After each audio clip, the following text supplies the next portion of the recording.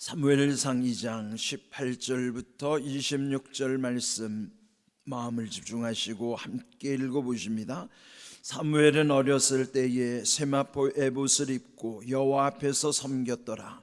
그의 어머니가 매년 드리는 제사를 드리러 그의 남편과 함께 올라갈 때마다 작은 겉옷을 지어다가 그에게 주었더니 엘리가 엘가나와 그의 아내에게 축복하여 이르되 여호와께서 이 여인으로 말미암아 네게 다른 후사를 주사 이가 여호와께 간구하여 얻어 바친 아들을 대신하게 하시기를 원하노라 하였더니 그들이 자기 집으로 돌아가며 여호와께서 한나를 돌보시사 그로 하여금 임신하여 세 아들과 두 딸을 낳게 하셨고 아이 사무엘은 여호와 앞에서 자라니라.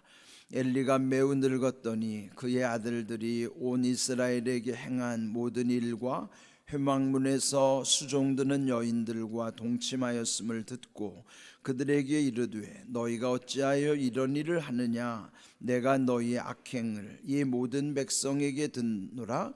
내 아들들아 그리하지 말라. 내게 들리는 소문이 좋지 아니하니라.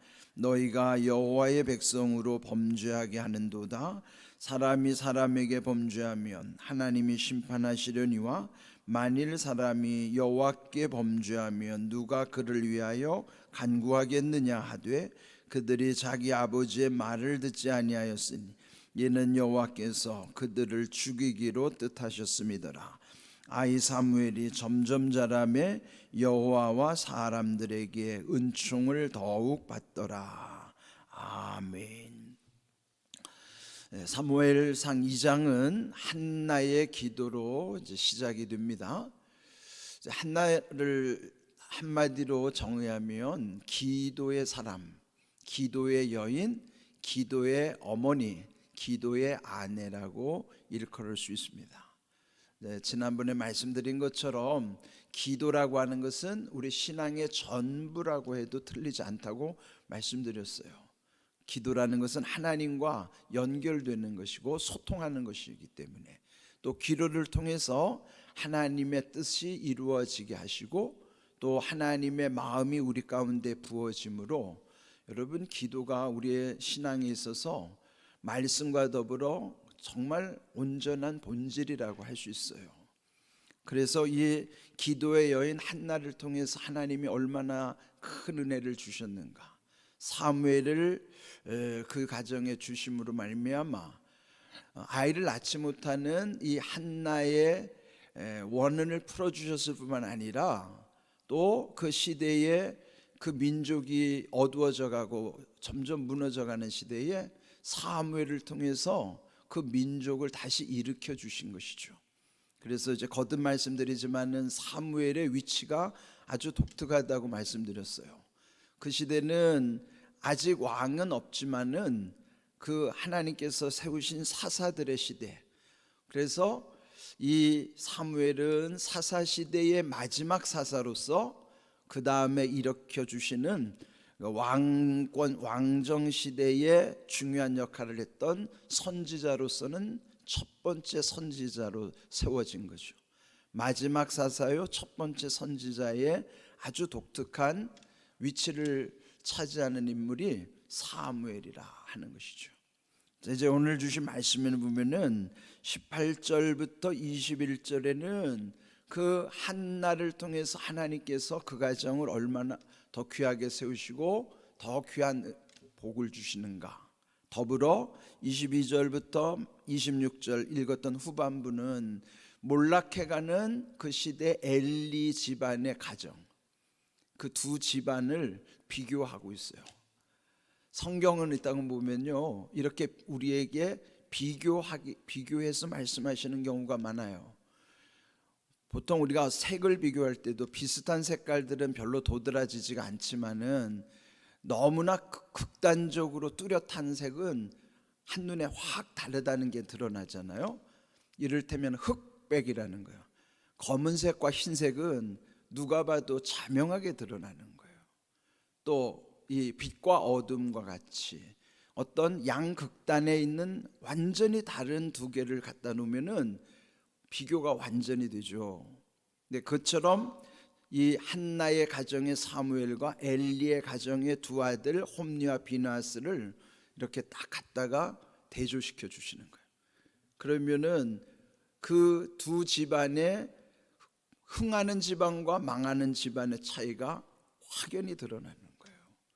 그러니까 이렇게 하나님은 우리에게 깨닫게 하시기 위해서 극단적인 비교를 하실 때가 있어요. 이렇게 그러니까 우리 삶 속에서 보면은 하나님의 뜻을 분별하는 데 있어서 이런 사회적인 현상이나 우리 삶에 있었을 이런 모습들도 그거를 분별하는 게 중요해요.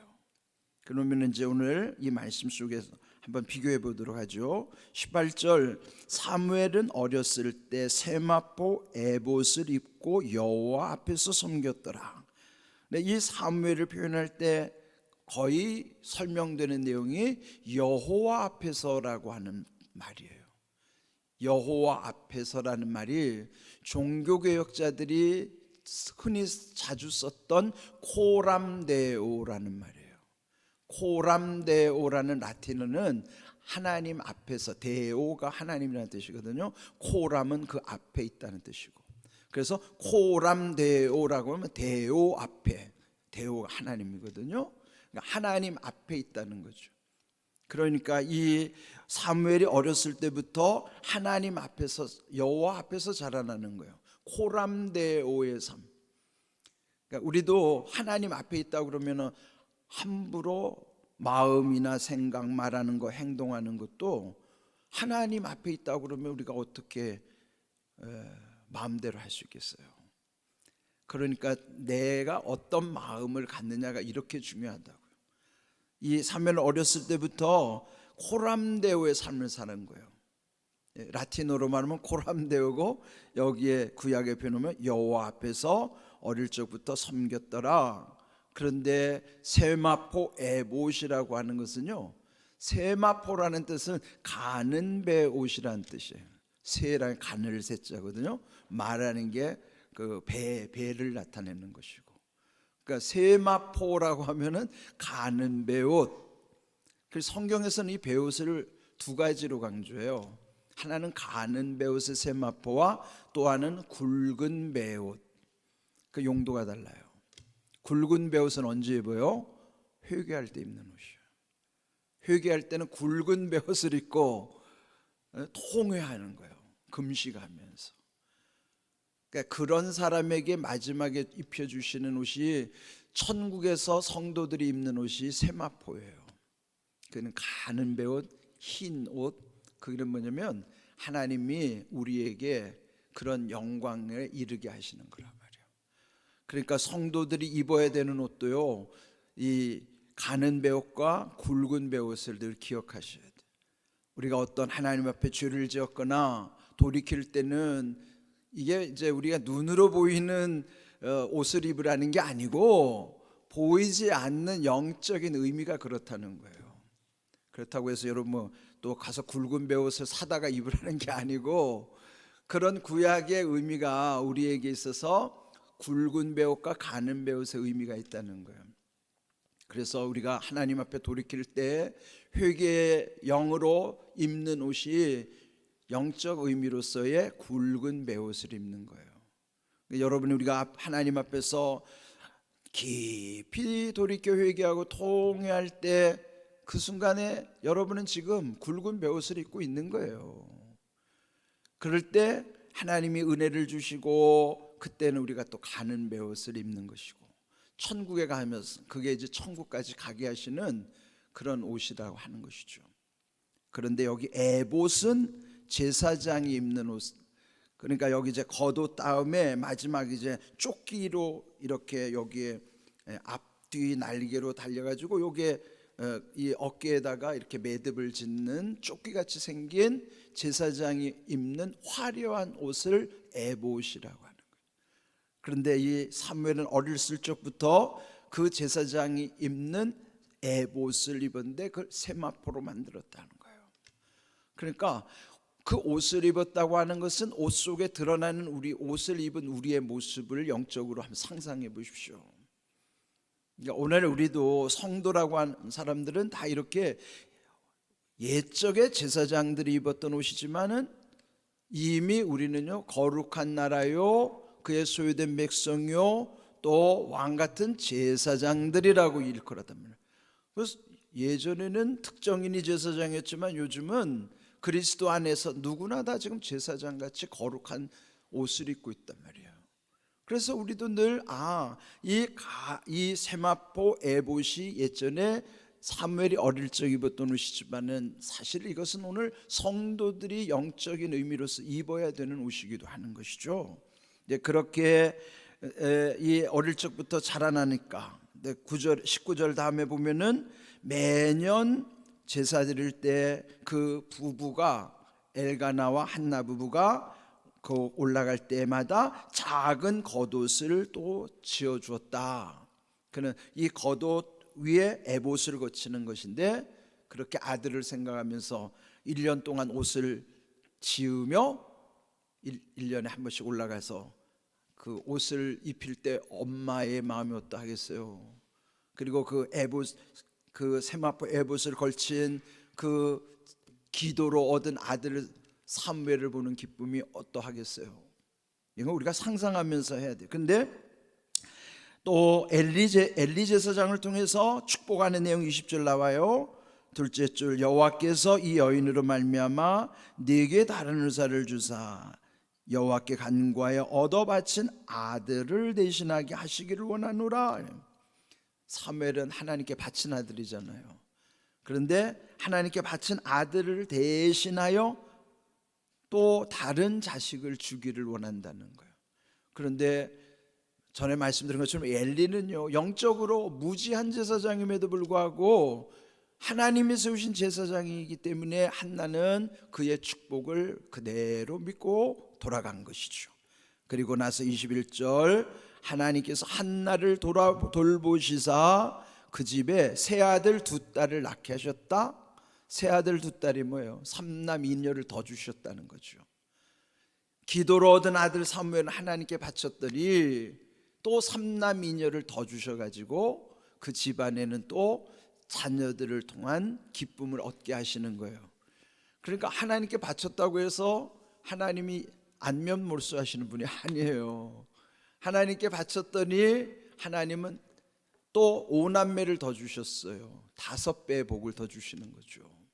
이런 귀한 은혜를 우리가 늘 기억하면서 그 다음에 21절 끝에도 보면은 그 하나님께 바쳐진 아들 사무엘은 또 여호와 앞에서 또 강조하죠. 코람데오예요. 여호와 앞에서 자라니라. 여러분 자녀 교육의 비결이 뭐겠어요? 내 앞에서 자녀를 키우니까 문제가 생기지. 내가 먼저 여호와 앞에 있다는 것을 자녀들이 알면 그 아이도 여호와 앞에서 자라나는 거예요. 여러분 우리가 눈에 보일 때 자식에게 어떻게 행동하느냐가 참 중요합니다. 그래서 사람은 자기 볼 때 그 보이는 것이 전부예요. 그런데 맨날 엄마를 볼 때마다 엄마가 기도하는 거. 그렇다고 해서 기도를 뭐 24시간 기도하는 것도 아니에요. 근데 어떻게 공교롭게도 아이가 볼 때는 엄마가 기도하고 있어. 그러면 매일 하루 종일 기도하는 건 아닌데 아이가 볼 때 기도하는 엄마는 우리 엄마는 늘 기도하는 엄마야. 말씀 보고 있어요. 우리 엄마는 말씀 보는 엄마야.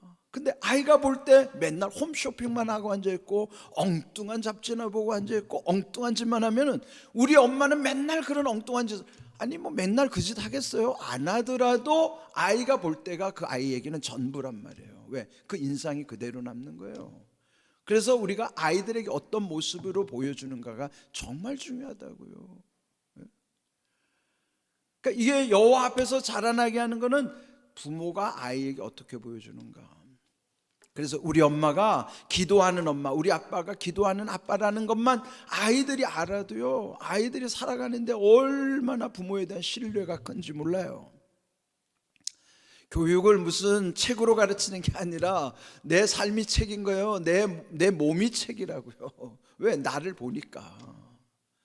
그래서 이런 모든 것 뭐 꼭 아이들에게 보여주려고 하는 게 아니라 우리가 일상 속에서 비춰지는 것이 그에게 보여지는 전부란 말이에요. 그러니까 여러분은 남들에게 보여줄 때 뭘 보여주느냐, 그거 진짜 중요하다고요. 그러나 형식적으로 하라는 말이 아니라 그냥 우리가 자연스럽게 하는 모든 것들이 그렇게 다 좋은 영향력을 나타내게 하신다 하는 것이죠. 그런데 이제 22절 이하에 보면요, 그 반대 집안이 엘리 가정이에요. 그 두 아들 홈리와 비나스는 보면은 얼마나 행실이 엉망인지. 22절 엘리가 매우 늙었다고 그랬어요. 4장 15절에 보면 그의 나이가 98세라는 거예요. 100살이 가까운 나이인데 얼마나 분별력이 떨어지는지. 아들들이 그 성전의 수종드는 여인들과 동침하였다. 이게 뭐예요? 간음죄를 짓는 거예요. 그 성전에서 섬기는 여인들과 눈이 맞아가지고 간음을 하는. 근데 거기 소문이 다 났습니다. 그런데 그 아버지가 단호하지 않고 어찌하여 이런 일을 하느냐, 너희의 악행을 모든 백성에게서 듣노라. 내 아들아, 그리하지 말라. 들리는 소문이 좋지 아니하니라. 그냥 백성들의 소문에 더 신경을 쓰는 거예요. 하나님 앞에 두려워함이 없이. 그래서 이 자식들이 그 제사장으로 세워졌는데 그 제사장인 두 아들들이 이렇게 행음할 정도로, 간음할 정도로 영적으로 무지하는 이런 모습, 그리고 또 단호하지도 않고 그저 미온적 태도로 이렇게 하고 말았어요. 그래서 결론은 25절에 보면요, 마지막 25절 끝에 보면은 그로 말미암아 여호와께서 그 두 아들을 죽이기로 뜻하셨습니다. 그리고 결국 이제 두 아들도 죽고 엘리도 비참하게 죽고 삼부자가 아주 비참하게 죽는 최후를 맞이하는 거죠. 그러나 하나님의 저주가 임한 거예요. 그러나 반대로 26절 아이 사무엘이 점점 자라매 여호와와 사람들에게서 은총을 더욱 받더라. 이게 우리가 자녀를 키우는 데 있어서 우리의 소망이죠. 아이가 점점 자라는 데 있어서 자랄 때마다 하나님 앞에서나 사람들 앞에서 은총을 더욱 받더라. 더 하나님 앞에 은총과 귀중 여김을 받는 거예요. 이렇게 자란 분이 누구예요? 예수님이라고요. 한번 볼까요? 누가복음 2장 52절 말씀 함께 읽어봅니다. 예수는 지혜와 키가 자라가며 하나님과 사람에게 더욱 사랑스러워 가시더라. 아멘. 사무엘이 마치 장차 오실 예수님처럼 그렇게 자랐는데 예수님 또한 자라나는 과정에 지혜와 키, 그건 뭐예요? 영적으로나 육적으로나 온전하게 성장했을 뿐만 아니라 위로는 하나님께 또 보이는 사람들에게도 더욱 사랑스러워 가시더라. 우리가 아이를 키울 때 이렇게 자라나면 얼마나 좋아요.